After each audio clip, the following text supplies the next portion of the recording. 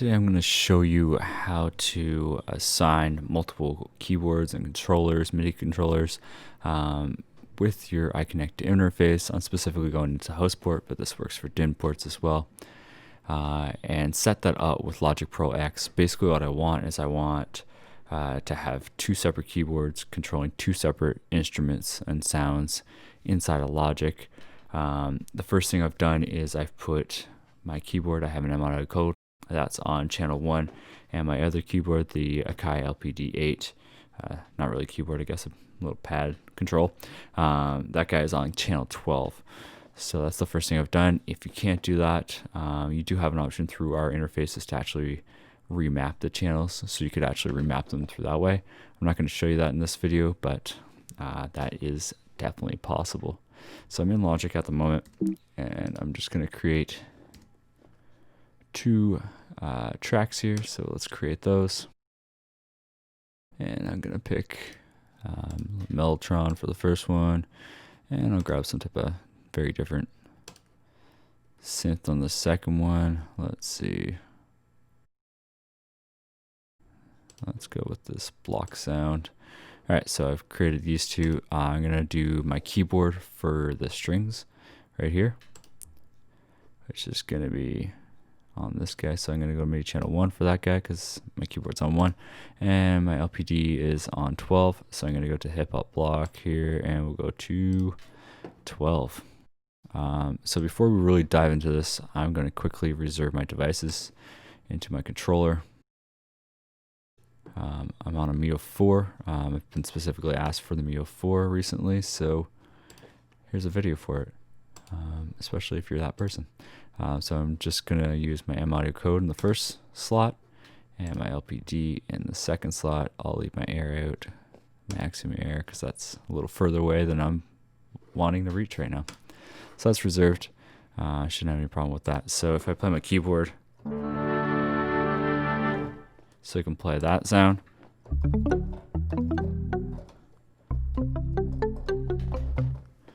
So you can see it plays both, and if I arm the record on both, it'll play both at the same time. So there you go, and the same thing with my LPD8. So what we want to do is we want to be able to separate these so they can play differently. So even though they're on different channels, they don't actually separate. This is one thing that Logic doesn't do great, but we're going to show you how to make it work. So we're going to go to Window, and then go to Open MIDI Environment, and you want to go up into the layer section here and click on Ports. And I'm going to make this window bigger because I have a lot of gear connected, as you can see.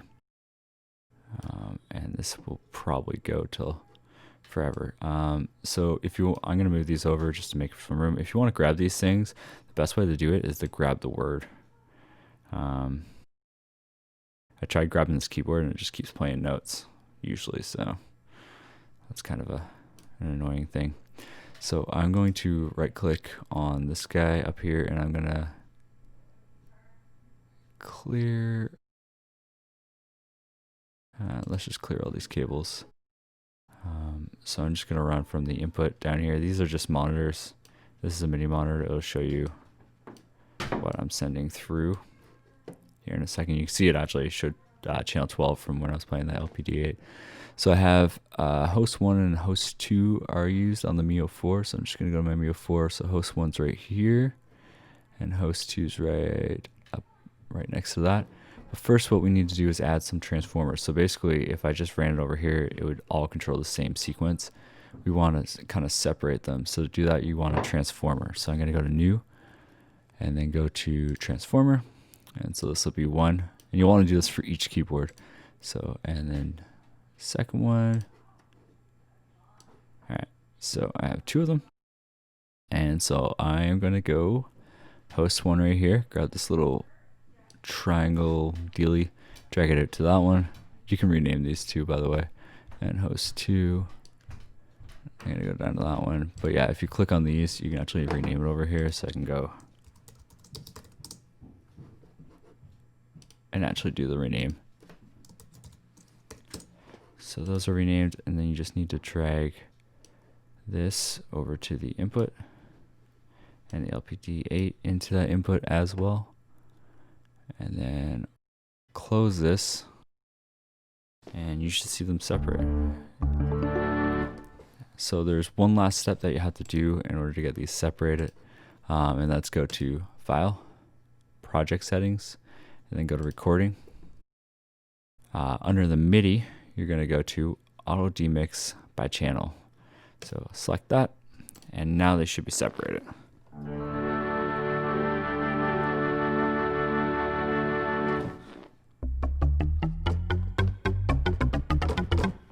So you can see they've separated, but they only separate if you have multiple of them. So that's kind of cool, because if I want to use my LPD8 to play the strings,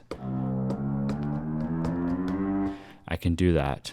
And I can do it with this one. If I arm both of them by hitting Command or Select, and you hit the R on both of them, it only plays the one that you've assigned to it.